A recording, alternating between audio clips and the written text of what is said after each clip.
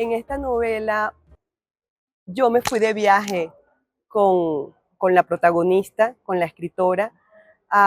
Me fui de viaje al mundo de la ficción, de los personajes y de las historias que esta escritora, que es de ficción también, había creado, ¿no?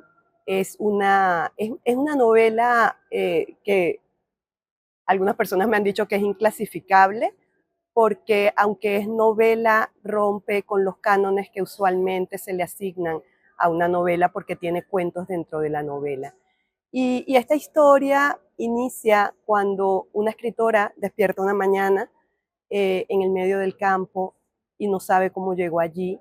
Y a lo largo de la historia empieza a encontrarse, para su sorpresa, con algunos de los personajes de las historias que ella ha escrito y habla con ellos, ¿no? Y para mí esto es una idea que me resulta muy interesante, porque cuando yo escribo, cuando escribí esta novela y las otras historias que he escrito, yo realmente siento que los personajes son reales. Y esto de llevarlo al extremo o al absurdo de que realmente el escritor tenga la oportunidad de hablar con sus personajes, me resulta una historia muy interesante.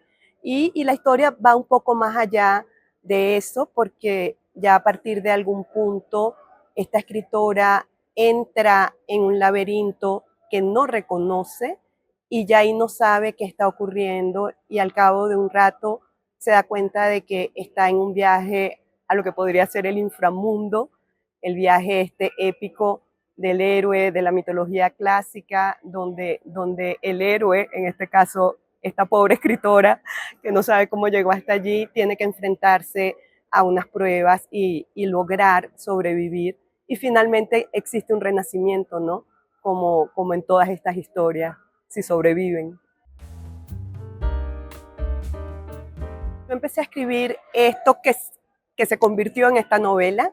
Empecé a escribirlo hacia el 2016, más o menos, y esto surge como un ejercicio de escritura diaria, tratando de romper el bloqueo en el que estaba sumergida yo, que es algo que se refleja también en el personaje central de la historia. Y eh, tratando de romper ese bloqueo, me propuse escribir en las madrugadas una pequeña historia. Te estoy hablando a las 4 de la madrugada, porque yo trabajo, tengo un trabajo a tiempo completo como ingeniero, y ese fue el momento que conseguí para escribir. Y me planteé como reto escribir una historia corta cada mañana antes de salir a trabajar. Y a partir de allí, al principio, el primer día fue un sufrimiento tremendo, tuve un ataque de pánico, literalmente, porque no sabía qué escribir. Empecé a escribir algo, lo borraba, veía la hora, ya me tengo que vestir para ir a trabajar, y finalmente me di cuenta de que no tenía nada, me sentí vacía. Y dije, pues déjame escribir acerca de la nada, ¿no? Y ese fue el pequeño poema en prosa que aparece allí al principio de la novela, y es la nada que habita en mí. Y a partir de allí empecé a escribir con un poquito más de fluidez cada mañana, hasta que en algún momento un personaje de una historia que ya había escrito se mete literalmente en la historia que estaba escribiendo esa mañana, y allí pensé que tal vez esas historias iban a estar interconectadas. Todavía no sabía muy bien lo que estaba pasando. Y fíjate que esto que te estoy diciendo puede sonar extraño, porque eh, tendemos a creer que el escritor siempre tiene el control de la historia, ¿verdad? Es su historia, es su creación. Y realmente, al menos en este caso, para mí no fue así. Yo sentí que eso estaba ocurriendo y yo lo estaba documentando de alguna manera, ¿no? Sin mucho control. Y creo que tiene que ver con lo que hablas, es una escritura en las madrugadas.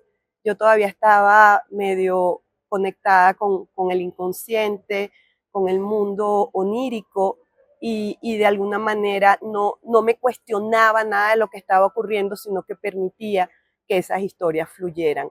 Y creo que ese momento en el que escribía y este proceso de escritura sin guía, sin ningún tipo de planificación y muy cerca del mundo de los sueños, se refleja a lo largo de la historia y siento que este sentido de irrealidad que luego sale como un poco a la superficie y se conecta con el mundo real, pero se vuelve a sumergir, este vaivén en el que fluye la historia entre el mundo de la ficción, el mundo onírico y el mundo real a ratos, creo que sí se siente a lo largo de la historia, espero al menos.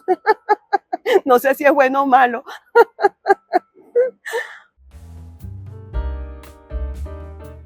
La escritura de este libro fue para mí algo que considero sagrado, fue un proceso muy íntimo y de hecho me costó un tiempo tomar la decisión de si este libro quería que fuera publicado, porque fue un ejercicio muy íntimo de escritura y creo que hay muchos aspectos de mí allí, no literalmente, pero sí en mis sueños, en mis fantasías, en mis temores. Y realmente lo escribí en el orden en el que aparecen en el índice. Eso fue lo que lo escribí. De hecho, conservo los archivos originales donde tienen la fecha y todo en la que fueron escritos.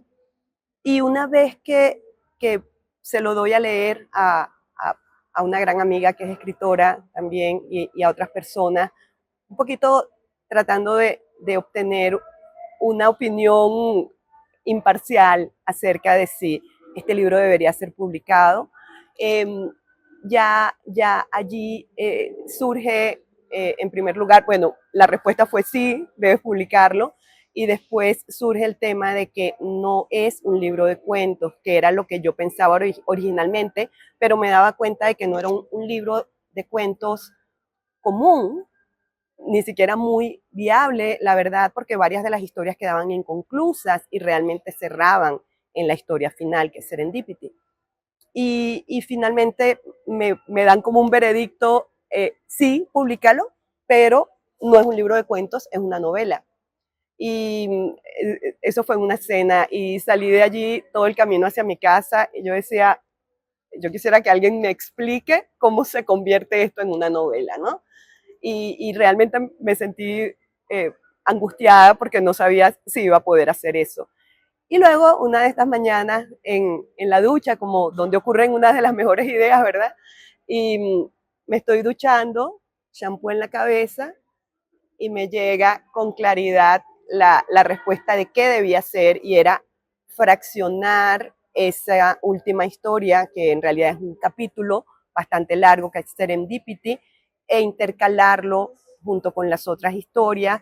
Y claro, allí tuve que meterme dentro de la historia de otra manera para entender, porque ya ahí tomó otra forma, ya lo que ocurría tenía otro sentido y allí empecé a jugar con todo eso y fue un juego tal cual. Y por eso quise mantener el índice en el orden en el que fueron escritos, porque como te digo, hay algo muy sagrado, si se quiere, allí, muy cerca de mi self, muy cerca de mi inconsciente, y quise mantener eso allí.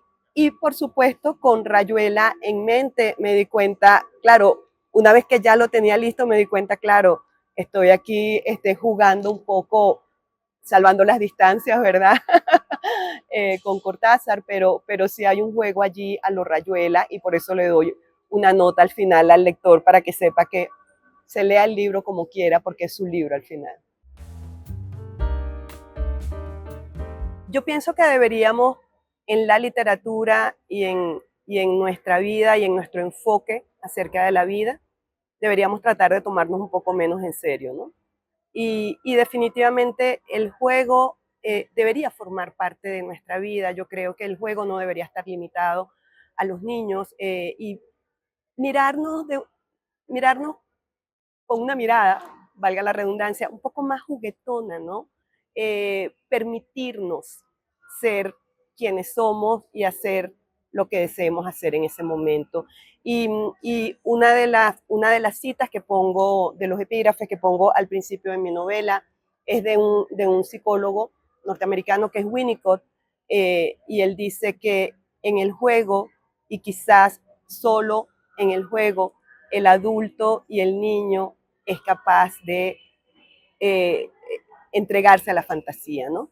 Y realmente creo que es importante que podamos hacerlo y, y en la lectura de este libro me ha interesado muchísimo y he agradecido muchísimo algunos comentarios de personas que me han contado. Una de ellas es mi ahijada que vive en Europa y me contó que ella se lo leyó primero en el orden del índice. Fíjate que ella entonces sí leyó el índice, vio que el cuerpo no coincidía con eso y lo leyó en ese orden y que después lo leyó en el orden del cuerpo y me dijo, Grace, son dos lecturas totalmente diferentes.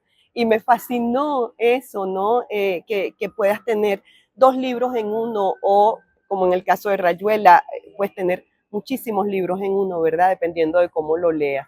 Y es la invitación al lector que lo haga suyo y lo lea como quiera.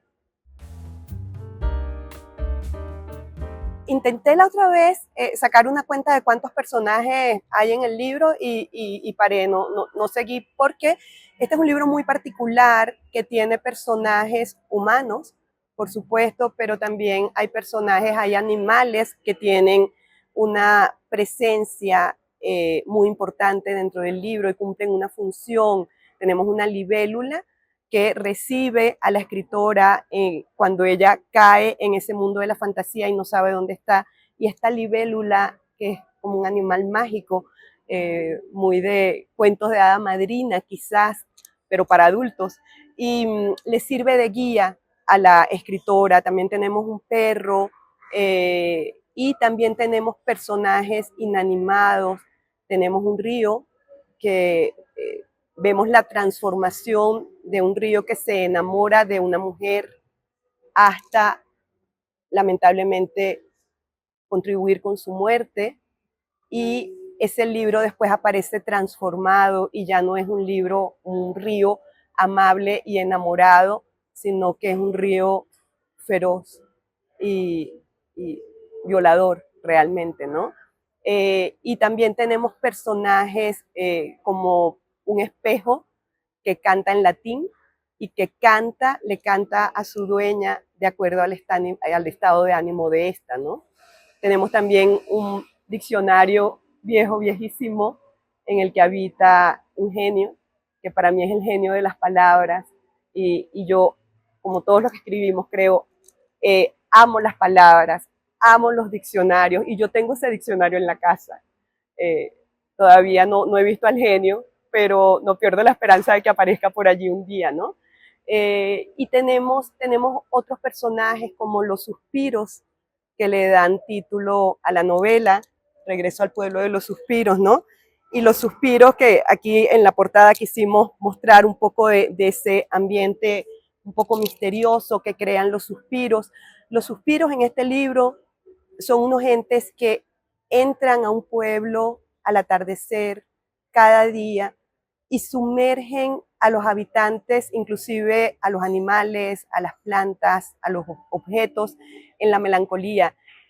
Y los habitantes, lo más curioso es que los habitantes de ese pueblo no se rebelan, ellos se entregan a eso como si no pudieran realmente huir de esa melancolía, hasta que un accidente afortunado, una chica que se enamora repentinamente, rompe el hechizo y ya los suspiros no llegan al pueblo. Yo hablo de mí como si fuéramos dos muchas veces porque siento que tengo dos vidas, ¿no?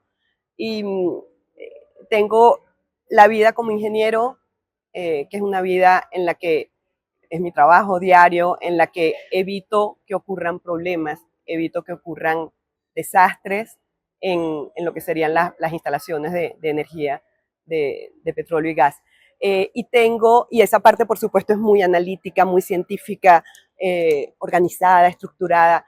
Y después tengo otra parte que creo que es más suave, quizás más femenina, espero, que es la parte de la escritora, que es un mundo, siento que es más fluido, más llevado por las palabras, por supuesto, pero también por las imágenes, por la imaginación, por unos personajes que entran a tomar vida cuando escribimos acerca de ellos, y esa parte me parece fascinante.